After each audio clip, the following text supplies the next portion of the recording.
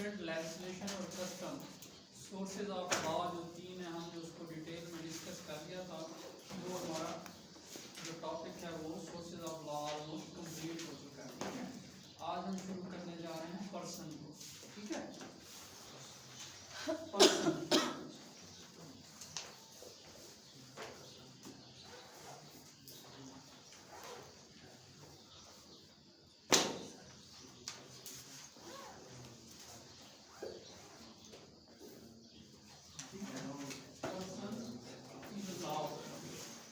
Person से क्या ध्यान में आता है? फर्क क्या फर्क? फर्क क्या है? इंसान अकेला फर्क कानून इंसान का नहीं जो लगाया जाए बंदे से क्या आता है? पर्सन कहते हैं ना, एक पर्सन है क्या है? उस शख्स में कौन कौन शामिल हो सकता है? हम लोग मर्द हो सकते हैं, औरत हो सकती है, बच्चे हो सकते हैं, सारे उसमें शामिल हैं। अच्छे भी उसमें शामिल हैं, बुरे भी उसमें शामिल हैं ना, सारा कुछ उस पर्सन में शामिल है। लेकिन हमने ये तो हो गया ना, आम अल्फाज में हो गया। हमने लॉ की लैंग्वेज में देखना है कि पर्सन से क्या मुराद है, बंदे में बंदा क्या चीज़ होता है। ठीक है, क्या बोला है लॉ में? ये जो वर्ड पर्सन है ना, ये सबसे ये जो डिराइव हुआ है, ये परसोना, वर्ड परसोना से डिराइव हुआ है। ठीक है, परसोना क्या है? लैटिन वर्ड है, और परसोना का मतलब है मास्क।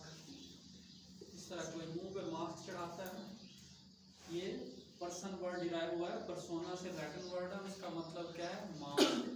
जो थिएटर में अदाकार होते हैं ना, जो ड्रामे वगैरह करते हैं, जो मुंह पे मास्क चढ़ाते हैं ना, उसको क्या कहते हैं? परसोना। ये वर्ड उस परसोना से डिराइव हुआ है, पर्सन। ठीक है, अब लॉ इसके हवाले से क्या कहता है कि पर्सन क्या चीज़ है? लॉ इस हवाले से क्या कहता है? सालमन की डेफिनेशन देख लेते हैं, सालमन क्या कहता है। ठीक है, पर्सन अच्छे बुरे सारे इंसान शामिल हैं। ठीक है, पर्सन। ये सालमन ने आपकी जान ही छोड़ दी 5 साल। हाँ, 5 साल नहीं तो कम से कम 2-3 साल तो इसने नहीं छोड़ी। मैं आगे जूरिस्प्रूडेंस में पढ़ेंगे। ठीक है, सालमन कहता है a person is any being whom the law regards as capable of rights or duties. A person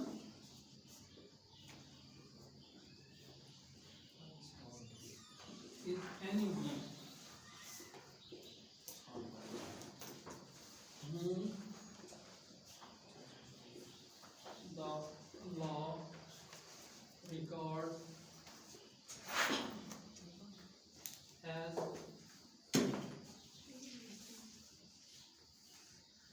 capable of rights and duties. ठीक है जी, क्या कहता है sir John salmon? A person is any being whom the law regards as capable of rights and duties. Any being that is so capable is a person. Any being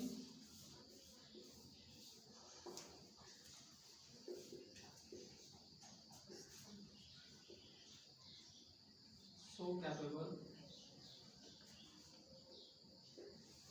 is a person, whether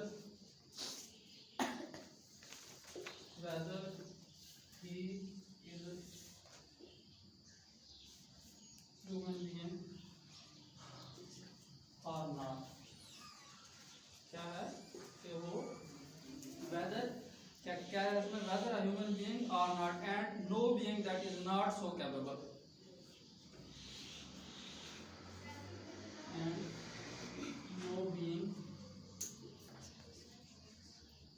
that is not capable, and no being that is not capable, whether a human being or not.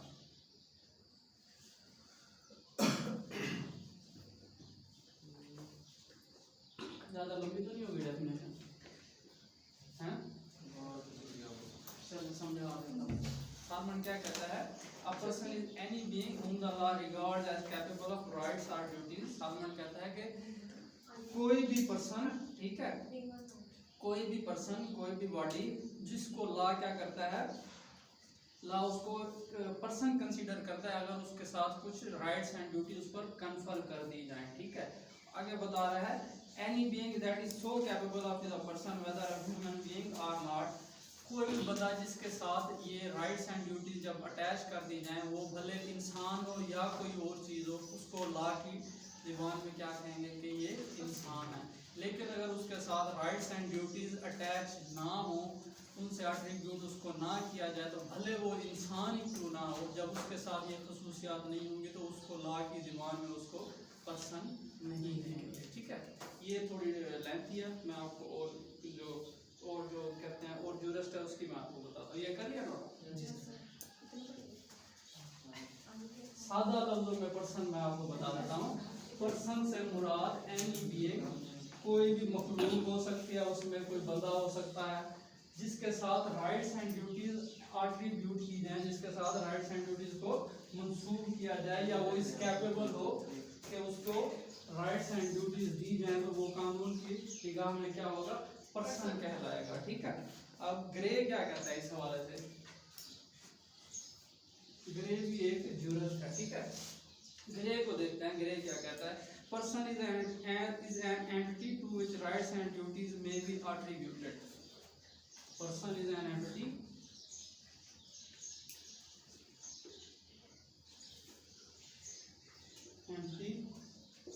to which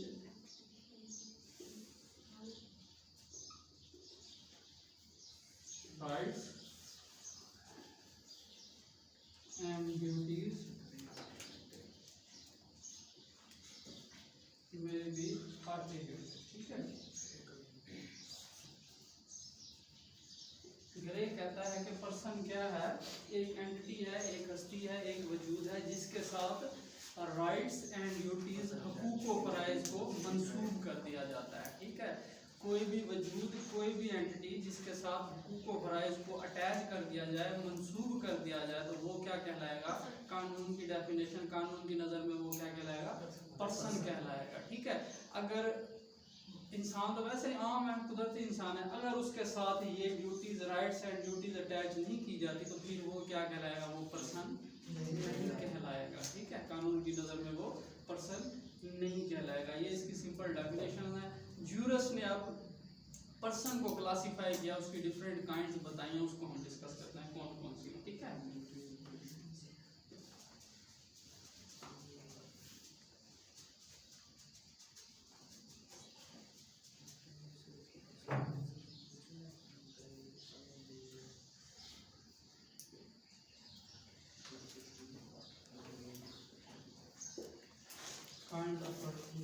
एक है natural person,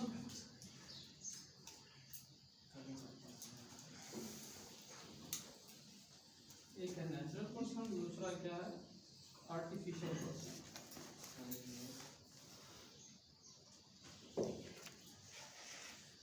jurist ने क्या किया है, person को दो categories में divide किया, एक है नेचुरल पर्सन और एक क्या है, artificial person.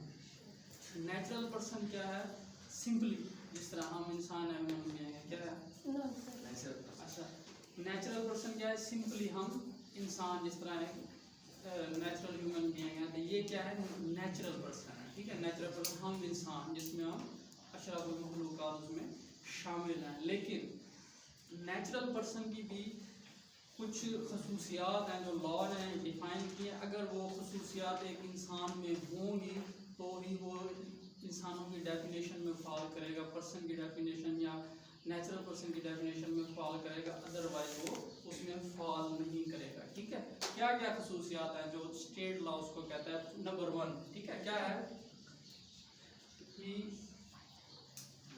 Must possess rights and duties,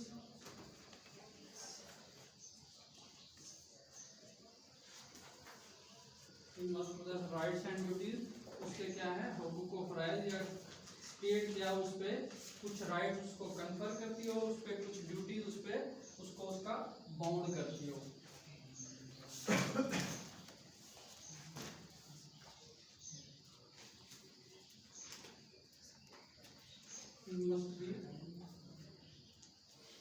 must be recognized a person by state। ठीक है जी, मतलब के स्टेट भी उसको एज अ पर्सन रिकॉग्नाइज करती हो। नंबर 3 उसमें क्या है, मस्ट अलाइव। ठीक है जी, क्या है, उसका जिंदा होना जरूरी है। ठीक है, उसका जिंदा होना जरूरी है। स्टेट क्या है, उस पर कुछ राइट्स उसको कन्फर करती हो और उसको कुछ ड्यूटीज का पाबंद बनाती हो। क्या है वो, उसका जिंदा होना भी जरूरी है। अगर ये 3 खसूसियात उसमें पाई जाती हैं तो वो क्या है, आर्टिफिशियल पर्सन की डेफिनेशन में फॉल करेगा। ठीक है, अब जो मुर्दा शख्स होता है, क्या वो पर्सन की डेफिनेशन में फॉल करेगा? नहीं करेगा, लेकिन वो जिंदा तो नहीं है, बहुत हो गया। उसके लिए जरूरी है कि वो जिंदा भी हो। ठीक है, चलो आगे जाके इसको डिस्कस करते हैं। ठीक है, ये 3 खसूसियात आर्टिफिशियल नेचुरल पर्सन में जब होंगी, ये क्या है, ज्यूरिस्ट उनकी अपनी एक थ्योरी है जो उन्होंने बताई है। आप उससे डिफर भी कर सकते हैं, आपको उससे खिलाफ भी हो सकता है, लेकिन ये उनकी थ्योरी है, हमने इसको पढ़ना है। ठीक है, वो बात कहते हैं कि ये खसूसियात है बंदे में, ये खसूसियात अगर ये है इसमें, वो ये करैक्टरिस्टिक्स हैं, तो वो इंसान है। तो हम क्या, ये ज्यूरिस्ट कहते हैं, हम क्या कहते हैं, हम कहते हैं कि जिस बंदे में एहसास नहीं है वो बंदे ही नहीं है। ठीक है, ये क्या है, हमारी अपनी करैक्टरिस्टिक हमने इंसान को दी हुई है। ठीक है, दूसरा है आर्टिफिशियल पर्सन। आर्टिफिशियल क्या पर्सन, मसनूई जिसको कहते हैं, आर्टिफिशियल फैक्टिशियस। इसको आर्टिफिशियल भी कहते हैं, फैक्टिशियस भी कहते हैं। आर्टिफिशियल, फैक्टिशियस, कन्वेंशनल भी कहते हैं। ये क्या चीज है?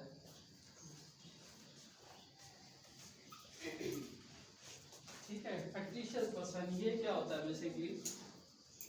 आर्टिफिशियल पर्सन क्या होते हैं, ये इंसान तो नहीं होते, ह्यूमन बीइंग्स नहीं होते, लेकिन क्या है, कानून क्या है, इनको एज अ पर्सन ट्रीट करता है। कानून क्या है, लॉ क्या है, किसी बॉडी ऑफ पर्सन्स, किसी इंडिविजुअल, किसी इदारे को क्या करता है, उसको एज अ पर्सन ट्रीट करता है। ठीक है, जिस तरह इदारे होते हैं, ये क्या कहते हैं, जब किसी इदारे में किसी इंडिविजुअल, किसी ग्रुप्स ऑफ पर्सन्स को जब कानून क्या है, कोई उसको एक अहमियत दे दे या उसको रिकग्नाइज कर ले एक सेपरेट एंटिटी के तौर पर, तो वो क्या कहलाएगा, वो आपका आर्टिफिशियल पर्सन कहलाएंगे। ठीक है, आर्टिफिशियल पर्सन, इसके 2 इंग्रेडिएंट्स हैं। ठीक है, एक है कॉर्पस, दूसरा है एनिमस।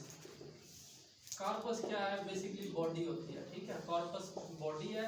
एनिमस क्या है, उसमें विल उसमें रूह डालते हैं, समझ में आप। ठीक है, जिस तरह कानून क्या है, कोई इदारा बनाता है। ठीक है, कानून उसमें जब कोई इदारा बनाता है, उस इदारे की बॉडी क्या कहलाएगी, कॉर्पस कहलाएगी। अब उस इदारे में आगे चलना है, उसने अपनी एक्टिविटीज को कैरी करना है, उसमें क्या है, एनिमल उसमें रूह डाल देगा। जिस भी एक्ट के तहत, ऑर्डिनेंस के तहत वो इदारा बनेगा, वो क्या करेगा, उसमें ये 2 उसके एलिमेंट हैं, उसके 2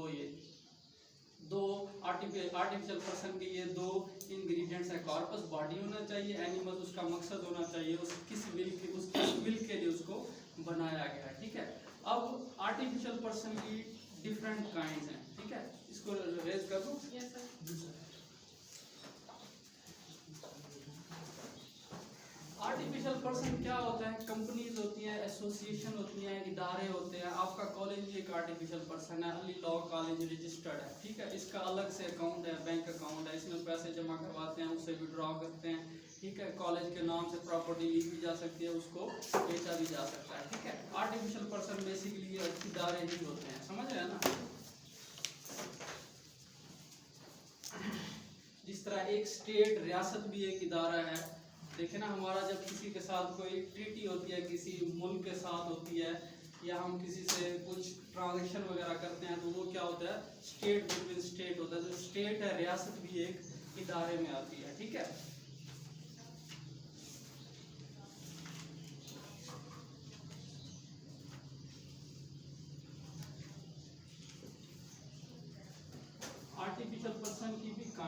ठीक है। पहली जो है वो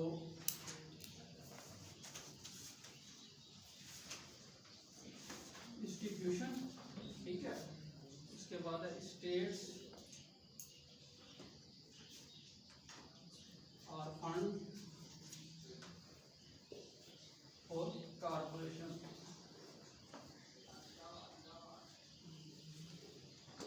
क्या है आर्टिफिशियल पर्सन की तीन काइंड है। कौन कौन सी?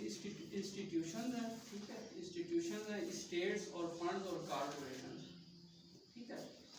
अब इंस्टीट्यूशन क्या है? इंस्टीट्यूशन में स्कूल कॉलेजेस वगैरह आपके आ गए, ठीक है। उसमें मस्जिद भी शामिल है, उसमें गिरजाघर भी हो सकता है, मंदिर भी हो सकता है। ये क्या है? एज एक इदारा है। अच्छा, स्टेट और फंड्स क्या है? स्टेट और फंड जागीरें होती हैं, ठीक है, जागीर वगैरह या फंड। जिस तरह वेलफेयर ट्रस्ट होती हैं, ट्रस्ट समझते हैं ना, वेलफेयर ट्रस्ट होती है, वो भी क्या है कानून की नज़र में वो आर्टिफिशियल पर्सन की एक काइंड है। कारपोरेशन क्या है? बेसिकली कारपोरेशन क्या होता है? कुछ अशखास का मजमूआ होता है, ठीक है, कुछ अशखास का मजमूआ होता है जो मिल के क्या है एक बॉडी, एक सेपरेट एंटिटी बनाते हैं। उसका मकसद कुछ भी हो सकता है। उसका मकसद क्या है? प्रॉफिट अर्न करना भी हो सकता है, कोई वेलफेयर उसका पर्पस भी हो सकता है, कुछ भी हो सकता है। तो वो क्या कहलाता है? वो क्या कहलाएगी? कारपोरेशन। कारपोरेशन मतलब जब बहुत सारे बंदे मिल के कोई इदारा बनाएंगे तो वो इदारा क्या करेगा? कारपोरेशन कहलाएगा। जो कारपोरेशन होता है वो सेपरेट लीगल एंटिटी किस तरह होता है? जो कारपोरेशन होते हैं